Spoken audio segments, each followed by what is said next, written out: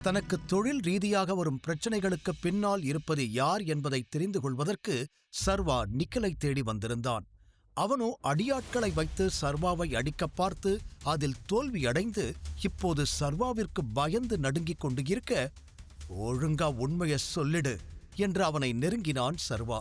இங்க பாரு, என்னை ஏதாவது பண்ண அவ்வளவுதான், முதல்ல இங்கிருந்து வெளியே போ, இல்லனா இப்பவே போலீஸை கூப்பிடுவேன் என்று பயத்தில் தடுமாறிக்கொண்டே மிரட்டினான். கூடவே தனது பாக்கெட்டிலிருந்து போனை எடுத்தவன் போலீசுக்கு போன் செய்யவும் முயல, அவன் போலீசுக்கு போன் செய்வதற்கு முன்னரே அவனது போனுக்கு விக்ரமனிடமிருந்து அழைப்பு வந்தது. விக்ரமனின் பெயரை பார்த்ததும் இன்னும் நடுங்கி போனவன், ஹலோ ஹலோ விக்ரமன் சார் என்று பயந்து கொண்டே போனை அட்டன் செய்தான். பெயரை கேட்டதும் சர்வாவிற்கும் என்ன நடக்கிறது என்று புரிந்துவிட, அத்தோடு எதுவும் பேசாமல் அமைதியாக நடப்பதை வேடிக்கை பார்க்க ஆரம்பித்தான். அவன் நினைத்தது போலவே அந்த பக்கம் சர்வாவிற்கு சாதகமாக அனைத்தும் நடந்து கொண்டிருக்க, போனில் கேட்ட தகவல்களில் அதிர்ந்து நின்ற நிக்கில், என்ன, நீங்க என்ன சொல்றீங்க என்று நம்ப முடியாமல் கேட்டான். கூடவே சர்வா மீது அவனுக்கு இருந்த பயம் இப்போது பல மடங்காய் அதிகரித்திருக்க, சில நொடிகள் அப்படியே நின்றவன், எஸ் எஸ் எனக்கு புரியுது சார், நான் பாத்துக்கிறேன், ஓகே சார், ஓகே என்று படபடப்புடன் கூறி அழைப்பை துண்டித்துவிட்டு சர்வாவை நிமிர்ந்து பார்க்க கைகளை கட்டிக்கொண்டு அவனை பார்த்தான் சர்வா. நீங்க யாரு? உங்களுக்கு விக்ரமன் சாரை எப்படி தெரியும் என்ற அதிர்ச்சியுடன் அவன் கேட்க சிரித்த சர்வா, அதாவது நாம எவ்வளோ பெரிய ஆளாகியிருந்தாலும் சில பேர்கிட்ட எப்பவுமே பிரச்சனை பண்ணக்கூடாதுன்னு சொல்லுவாங்க. அந்த மாதிரி ஒருத்தன் தான் நான். அந்த அளவுக்கு உனக்கு புரிஞ்சா போதும். நான் கேட்ட கேள்விக்கு பதில் சொல்லு. இதெல்லாம் உன்னை பண்ண சொன்னது யாரு என்று மீண்டும் தன்னுடைய கேள்வியிலேயே வந்து நின்றான் சர்வா. எச்சில் விழுங்கி பயத்தோடு சர்வாவை பார்த்த நிக்கில் இதற்கு மேல் அவனிடம் மறைக்க முடியாது என்பதை புரிந்து கொண்டான். ஆனால் உண்மையை கூற ஏதோ ஒன்று அவனை தடுத்தது. அதை தெளிவாக கவனித்த சர்வா, வாயைத் திறந்து பேச போறியா இல்ல விக்ரமன் கிட்ட சொல்லட்டுமா என்று கேட்டதும், இல்ல இல்ல ப்ளீஸ் அப்படி எதுவும் பண்ணிடாதீங்க, அவருக்கு தெரிஞ்சதுன்னா அவ்வளவுதான், பிசினஸ், என் வாழ்க்கை எல்லாம் போயிடும், ப்ளீஸ் அப்படி எதுவும் பண்ணாதீங்க என்று கையெடுத்து கும்பிட்டு கெஞ்ச ஆரம்பித்திருக்க, சர்வா திரும்பி சிதறி கிடக்கும் தனது போனை ஒருமுறை பார்த்தவன், என் போனை உடைச்சதுக்கு நீ பதில் சொல்லணும் என்றான். கண்டிப்பா உங்க போன் எவ்வளவுன்னு சொல்லுங்க, நான் அதுக்கான பணத்தை கொடுத்துறேன், இல்லைனா அதே மாதிரி புது போன் நான் உங்களுக்கு வாங்கி தரேன், நீங்க அதுக்காக கோவப்படாதீங்க என்று வேகமாக கூறினான்.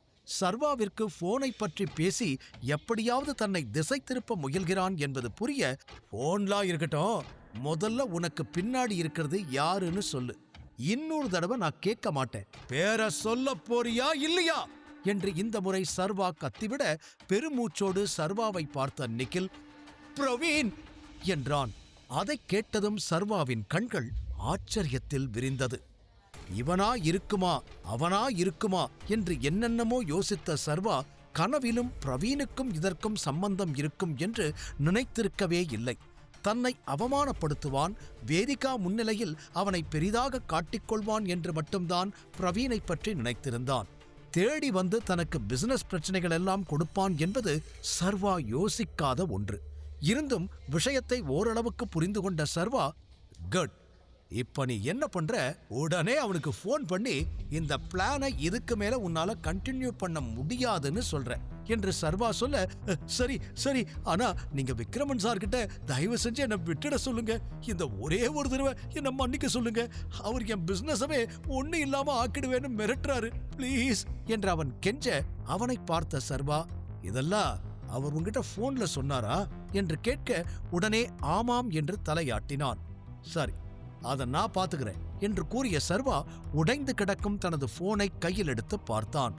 அது நான் புது போனுக்கு என்று நிக்கில் பதில் சொல்ல தடுமாற, புது போனெல்லாம் வேண்டாம், இந்த போனுக்கு என்ன அமௌண்ட்டோ அதை கொடுக்க சொல்லு, அப்பதான் புது போன் வாங்கி நீ சொன்னதையெல்லாம் விக்ரமனுக்கு சொல்ல முடியும் என்று கூறி சர்வா அங்கிருந்து கிளம்ப, உடனடியாக ரிசப்ஷனில் சொல்லி அதற்கான பணத்தை கொடுக்க ஏற்பாடு செய்தான் நிக்கில். சர்வா பணத்தோடு அவன் ஆபீஸில் இருந்து சென்றுவிட, அப்போதுதான் நிம்மதியாக மூச்சுவிட்ட நிக்கில் தனது கேபினில் விழுந்து கிடக்கும் அடியாட்களை எல்லாம் திட்ட ஆரம்பித்தான். எதுக்குடா தேவையில்லாம அவன் போனை உடைச்சிங்க? இதுக்கான பணத்தை உங்க சம்பளத்துல தான் பிடிக்க போறேன். இத்தனை பேர் சேர்ந்து ஒருத்தனை அடிக்க முடியல, உங்களுக்கெல்லாம் அடியாள்னு பேரு, எல்லாம் என் தலை எழுத்து என்று அவர்களை திட்டிவிட்டு தன் நாற்காலியில் அமர்ந்தவனுக்கு இன்னும் கூட பதட்டம் குறைந்திருக்கவில்லை. அதே நேரம் சர்வா மீண்டும் தனது ஆபீஸுக்கு வந்து சேர்ந்தான். புது போன் எல்லாம் வாங்கிக் கொண்டு வந்ததால் சற்று தாமதமாக வந்து சேர்ந்திருக்க வேகமாக அவனிடம் ஓடி வந்த மாயா கவலையோடு, சார் எங்க போனீங்க? எவ்வளோ நேரமா உங்களுக்கு கால் பண்ண ட்ரை பண்ணேன் தெரியுமா? உங்க போன் ரீச் ஆகவே இல்ல. எங்க போனீங்க சார் என்று கேட்டாள். அவள் முகத்தை பார்த்து சிரித்த சர்வா, நிக்கிலோட பிரச்சனைய மொத்தமா சால்வ் பண்ணிட்டேன், இனிமே அவனை நினைச்சு பயப்படாதீங்க என்று கூறிவிட்டு உள்ளே செல்ல அவன் பின்னாலேயே நடந்த மாயா, நல்ல விஷயம் சார், ஆனா நமக்கு இன்னொரு பிரச்சனை இருக்கு என்று அவள் கூறியதும் நின்று அவளை திரும்பி பார்த்தவன், ஆமா கிளம்புறதுக்கு முன்னாடி நீங்க ஏதோ பிரச்சனைய சொல்ல வந்தீங்கல்ல, நான் வேற அதை கேட்காமலேயே போயிட்டேன், இப்ப சொல்லுங்க என்னன்னு என்று கேட்டவன் கேபினுக்குள் நுழைந்து தனது நாற்காலியில் அமர மாயாவும் எதிரில் வந்து நின்றாள். அவளுக்குமே நிக்கிலின் பிரச்சனை முடிந்தது பெரிய நிம்மதியை கொடுத்திருக்க சர்வா அவளை பார்த்து கொண்டிருந்தான். நீங்க சொன்ன மாதிரி அந்த WW ப்ராடக்ட்ஸ் கம்பெனி ஓனரை நேத்து நான் மீட் பண்ணேன்.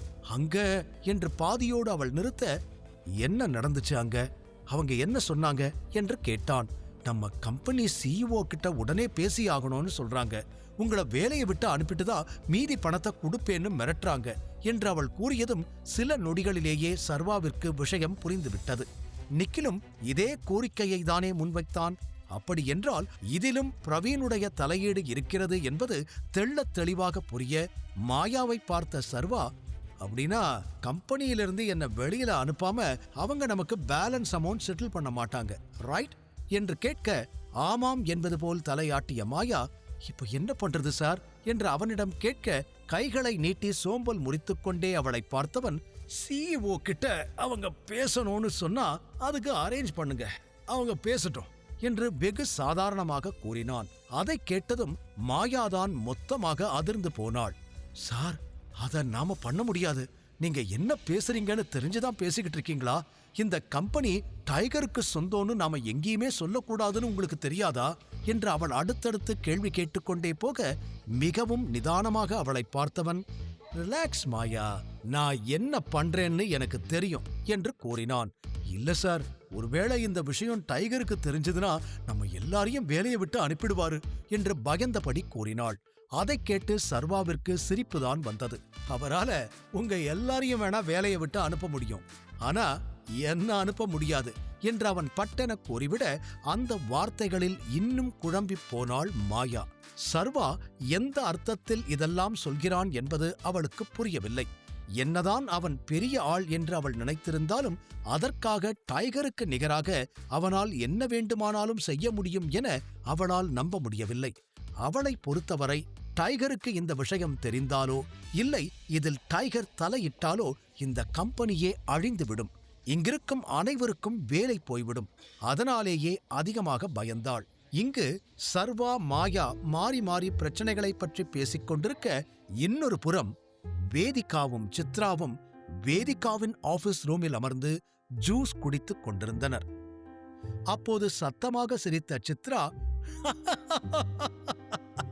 அந்த சர்வாவுக்கு ரொம்பதான் திமிரு, எல்லார் முன்னாடியும் அவ்வளோ பெரிய ஃபங்க்ஷன்ல எப்படி பேசுறான், நான் கொஞ்சம் கூட எதிர்பார்க்கவே இல்லை என்று சித்ரா கூற பெருமூச்சுடன் அவளை பார்த்த வேதிகா, நானும் அதை எதிர்பார்க்கவே இல்லை, நான் யோசிச்சு முடிக்கிறதுக்குள்ள அவனாவே தாத்தா கிட்ட இந்த ஆஃபர் வேண்டான்னு ரிஜெக்ட் பண்ணிட்டான், எனக்கு என்ன பண்றதுனே தெரியல தெரியுமா என்று கூறிட, இங்க பார் வேதிகா, இதுக்கு மேலேயே அவன் கூட நீ இருந்தா உனக்கு தேவையில்லாத பிரச்சனை தான் வரும்.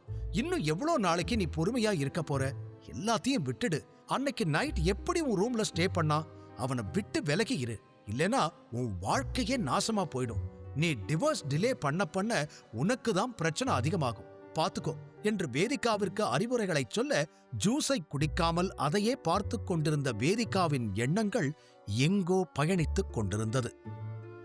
தன் வாழ்க்கையில் என்ன நடக்கிறது, அது ஏன் நடக்கிறது என்று எதுவும் புரியாமல் அவளே குழப்ப நிலையில் இருக்க சித்ரா வேறு என்னென்னமோ பேசி இன்னும் அவளை குழப்பியிருந்தாள். பிறகு நாளைக்கு புரோட்டான் கம்பெனிக்கு போறதானே, நீ நாளைக்கு டைகரை மீட் பண்ண கூட சான்ஸ் இருக்குல்ல என்று கேட்டதும் சட்டென நிகழ் உலகுக்கு திரும்பிய வேதிகா சின்ன சிரிப்போடு அவளை பார்த்தாள். சொல்லு, டைகரை மீட் பண்ண முடியுமா என்று சித்ரா மீண்டும் கேட்க, எனக்கு டைகரை மீட் பண்ணணும்னு எல்லாம் ஆசை இல்ல என்றாள் வேதிகா சாதாரணமாக. என்ன வேதிகா, என்ன பேசிக்கிட்டு இருக்க? எப்படி இருந்தாலும் நீ அந்த சர்வாவை டிவோர்ஸ் பண்ண போற. அதுக்கப்புறம் உனக்குன்னு ஒரு லைஃப் வேணும் இல்ல? உனக்கு ஒன்னும் 60 வயசு ஆகிடல. நீ தாராளமா இன்னொரு கல்யாணம் பண்ணிக்கிட்டு சந்தோஷமா இருக்கலாம் என்று சித்ரா சொல்ல, அவளை பார்த்து வேதிகா, நானும் அப்படித்தான் நினைக்கிறேன்.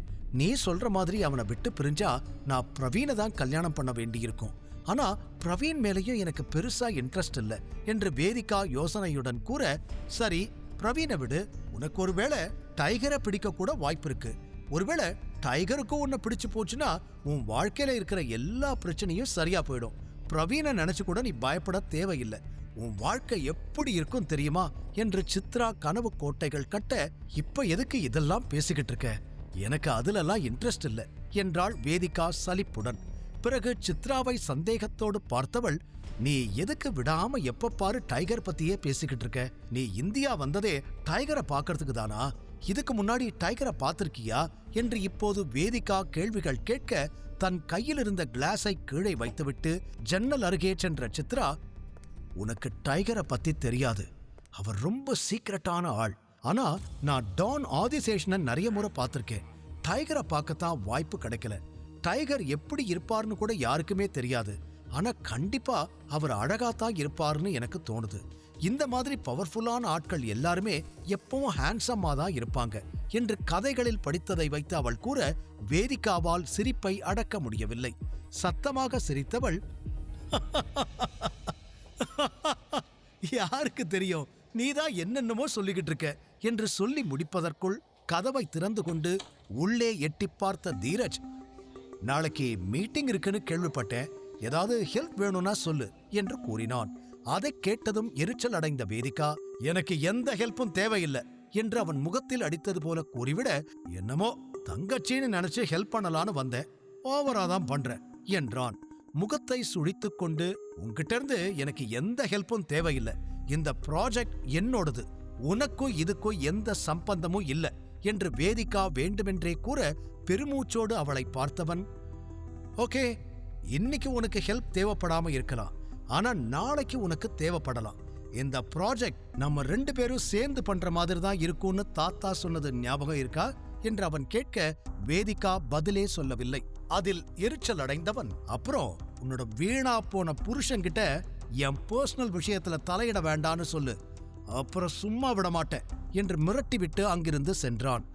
இவனுக்கு வாங்கினதெல்லாம் பத்தாது போல, ஓவரா பேசிக்கிட்டு இருக்கான் என்று போகும் அவனை திட்டிவிட்டு ஜன்னல் அருகே சென்று நின்ற வேதிகா பறந்து விரிந்து இருந்த வானத்தையே வெறிக்க வெறிக்க பார்த்தாள்.